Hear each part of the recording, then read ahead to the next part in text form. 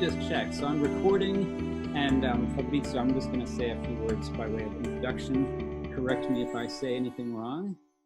We're being joined for this video session by Fabrizio Barca, who's an Italian economist, political strategist, and most importantly, a civil servant.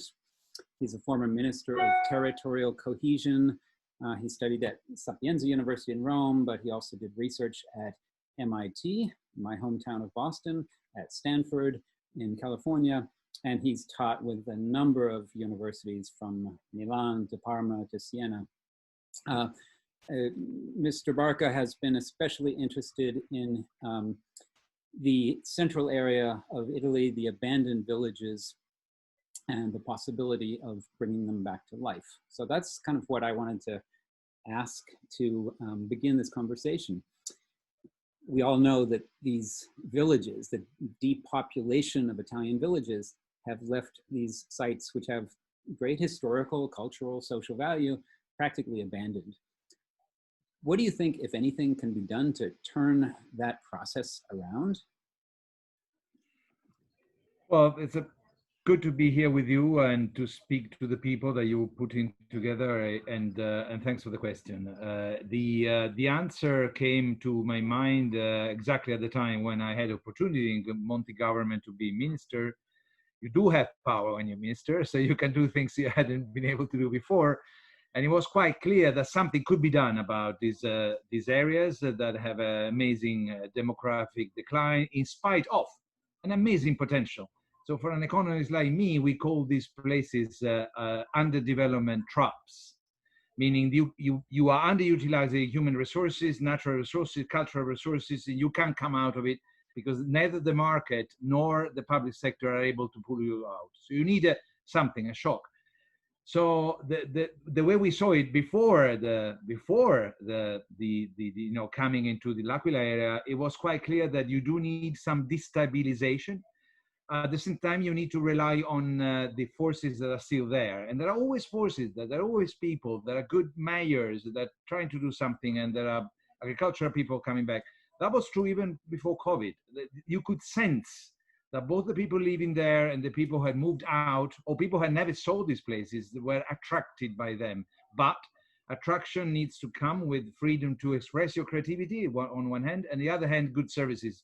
You need to have a decent school for your kids if you're young people. You need to have a decent place where to run to a hospital, or possibly not to an hospital, actually, to be checked at home, as we learned after COVID. And so we started, and I do believe, to answer your question, that it can be approached with an integrated approach where you improve services and improve creativity and entrepreneurship. Great. Well, I'm glad to hear this optimism and enthusiasm. In recent months, really, the situation has changed. The playing field has changed due to COVID-19 and our realization of the risk of gatherings, the risk of concentrations of people. How do you think that changes maybe the opportunities or the challenges of these small villages?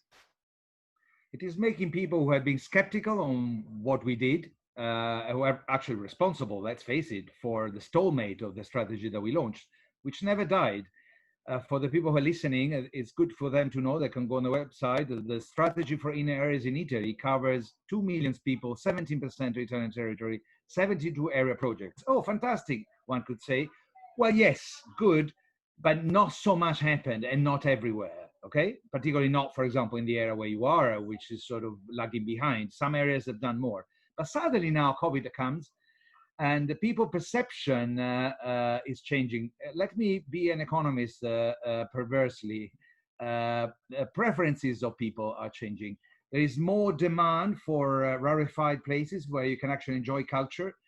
You don't need to go to the Sistina Chapel. You can see it on the web possibly, but you can't possibly appreciate the place where you are now without walking through those streets. And people realize that people are increasing the demand for food products that are not coming from miles away, that they feel more confident that there wouldn't be a shortage if something else comes. Mm-hmm. So there is a demand for servizi di cura, as we say, care services and welfare for us.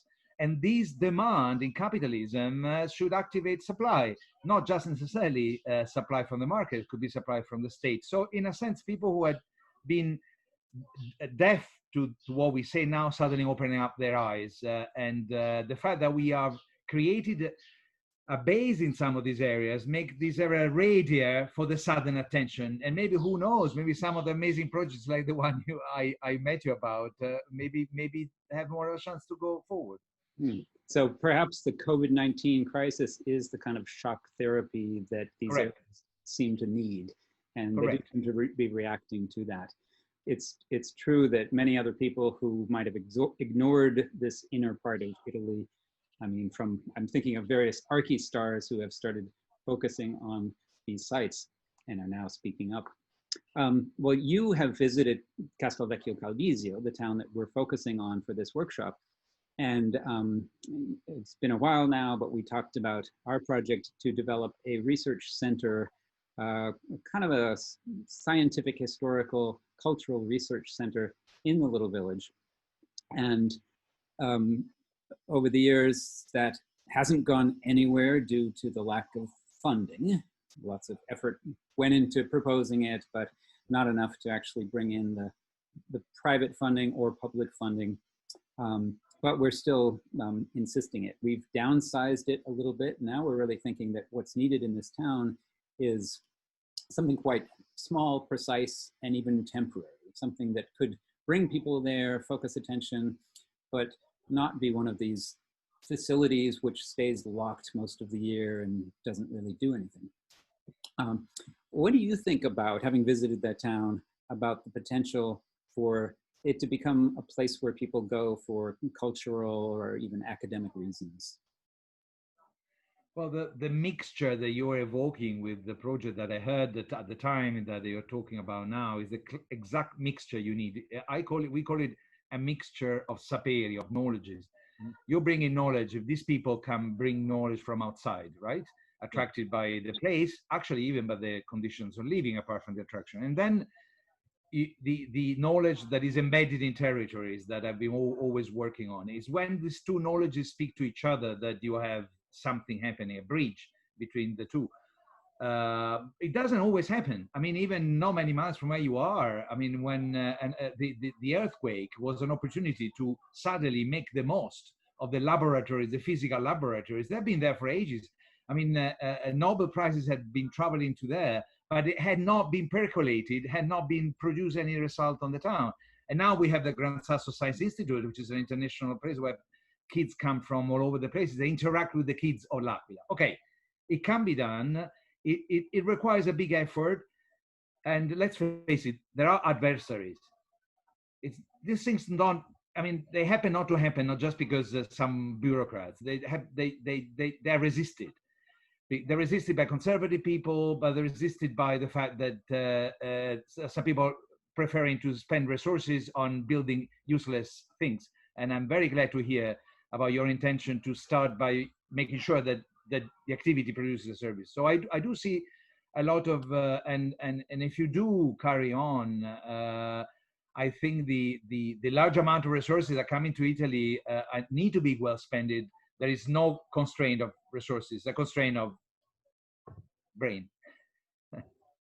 Those are basically the points that I wanted to touch on in this brief conversation. If there's any other observations you want to add. Take the opportunity. I do now coordinate a forum. It's a forum of civic organizations called Forum on Inequality and Diversity. You can guess what it is. There is a description in English if some people want to go on the website. I'll be pleased. But concerning what you suggested, if there are some ideas, but at the end of you want to write a 5,000 word post for our website, and if there are some of the people coming along that feel like describing the impact that they had with the area, or feelings or ideas, we are open. We have a young bunch of people very happy to sort of broadcast and diffuse. So please go ahead if there is an opportunity. Great. Say the name one more time, and then I'm going to put it in. Forum delle Disuguaglianze e Diversità. If you write in Italian, Forum Disuguaglianze e Diversità should be the first thing coming out. Great. Thank you very much, Fabrizio, for taking the time to say some words. I will keep you informed about the progress of it. Please do. Great to talk to you. Bye-bye now.